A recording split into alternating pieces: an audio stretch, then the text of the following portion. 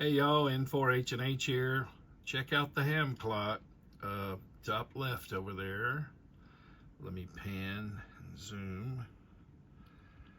And you will notice that the version number is in red, 4.09. So there is an update. Now, if you were booting your ham clock, then it would offer to install the update already, but this one's been sitting here. What you're looking at actually is my computer monitor, but my computer monitor browser is set to look at my Quadra. That's the Innovato Quadra that's actually over here behind me on another table.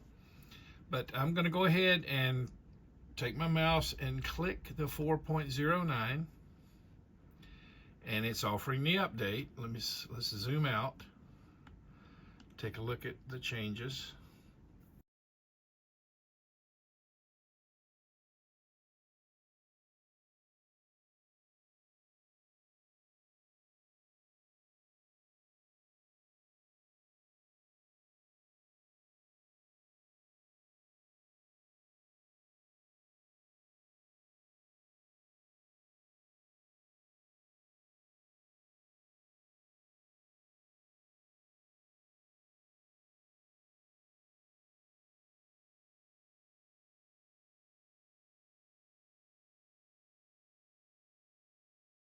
There was a feature that I was expecting to see I don't see there.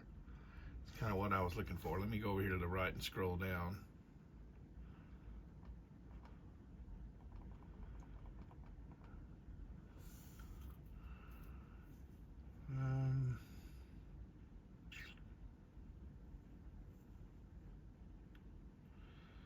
Yeah, there's a lot of bug fixes there.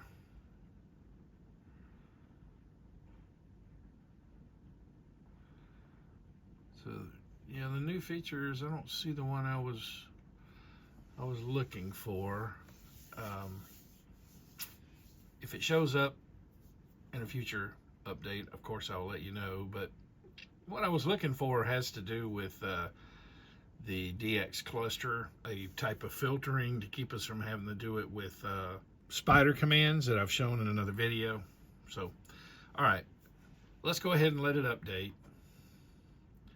So the way you do that, let me zoom out, is you click yes. You can't ask for an easier way to update firmware, right? Or software.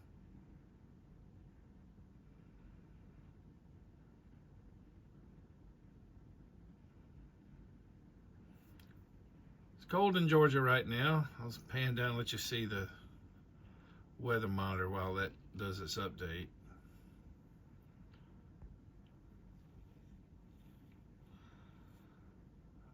Ooh, 44 out there right now.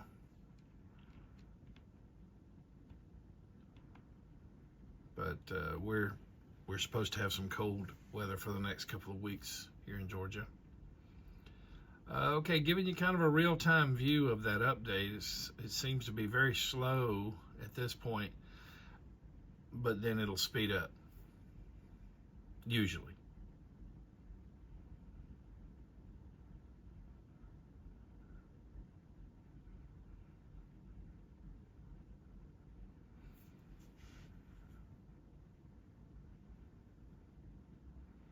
I might go ahead and just speed this up in the editing.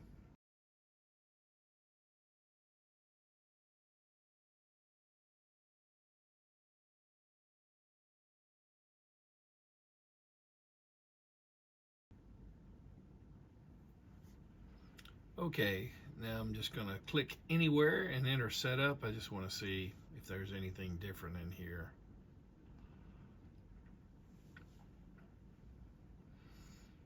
There you can see my cluster commands. I've covered that in other videos. So I'm requesting that we be able to perform some of this filtering over in the actual app, like once it loads, and be able to set that in the DX cluster window and the on-the-air window. These two lines here are rejecting all spots that have to do with FT8 or FT4 because I don't chase DX in those modes. Also don't want to see DX spots for 2 meters or 70 centimeters, so that's what that one is. If you go up here and click, see where it says page 1, I'll click that 1, there's 2. Here I'm accepting spots for 28 to 29.6, so 10 meters, there's 20 meters next, 40 meters, 15 meters, and 17 meters and 12 meters. So accepting spots on those bands. Now, why did I do it that way rather than rejecting spots on the bands I don't want? Well, actually, you can see here it says off. Let me go back to the other page too. See here, all these are off. So right now they're doing nothing. But if I said, well, I want to accept spots on 10 meters only, then I would put that one to on. See? All right, so let me go through here again. And also too, over here, you'll see I don't want to see any W's, K's, or N's. That's call signs in the US. I don't want to see those for DX. That's what that is for the DX cluster. I've got the DX cluster turned on. And I've got a filter that says not WK or N. Now that you can set over in the app itself. I'd like to get this possible over in the app. And I've requested it. Okay, let's see. Everything else looks, yeah, that looks about the same, but they said there were some things, yep, the color change looks different. This area here, just the interface. I've got another video where I showed how I set my colors and my line types. I've got the work bands with a dash line type. These are those lines that it draws to the DX station. All right, and yeah, I'll just hit done. We'll go in and take a look. Not a lot of visual changes, it doesn't seem.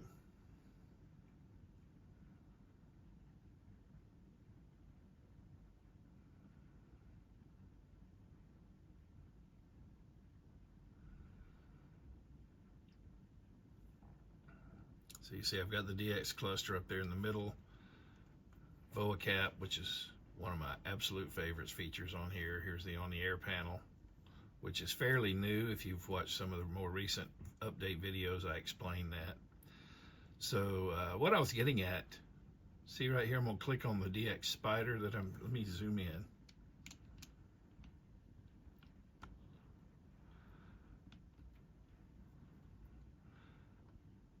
There. It would be nice to be able to go in here and select what bands we want to filter this to. Well, right now you can do it over there with spider commands, which is what I showed you there to set up the options. And maybe see if we could do that over here as well with the on-the-air panel. Right now I'm filtering to just soda. I've already shot a video showing how to do that, so I won't do that here. Now this was a new addition that was really, really cool. Like if you see, if I'll select this one here. So I clicked on that station there, and it tells me there's 6,800. Oh, you can't see that. Let me pan down. 6,825 miles away. Beam heading would be 326. Let me do. Here's a U.S. station. See that red circle? That's indicating where that station is, kind of drawing attention to it. That's a soda station out in Washington State.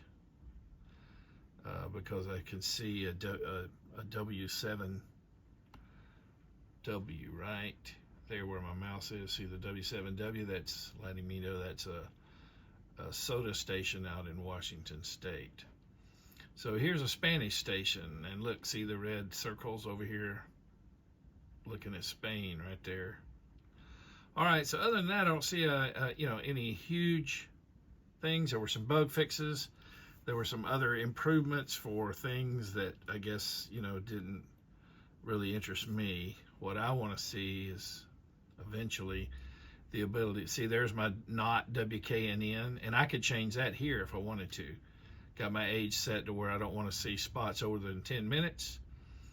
What I'd like to see is the ability to go in here and select which band you want to filter to, or do a not and say which bands you don't want to filter to, you know, something along those lines. All right, well, hey, thanks for watching videos on my channel.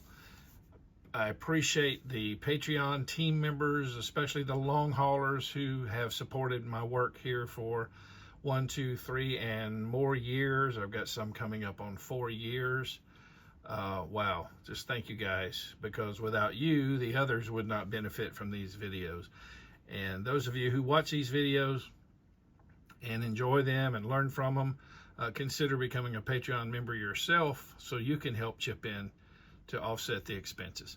All right, I'm going to acknowledge 5 of the Patreon team members I call long haulers. 73 from N4 H&H.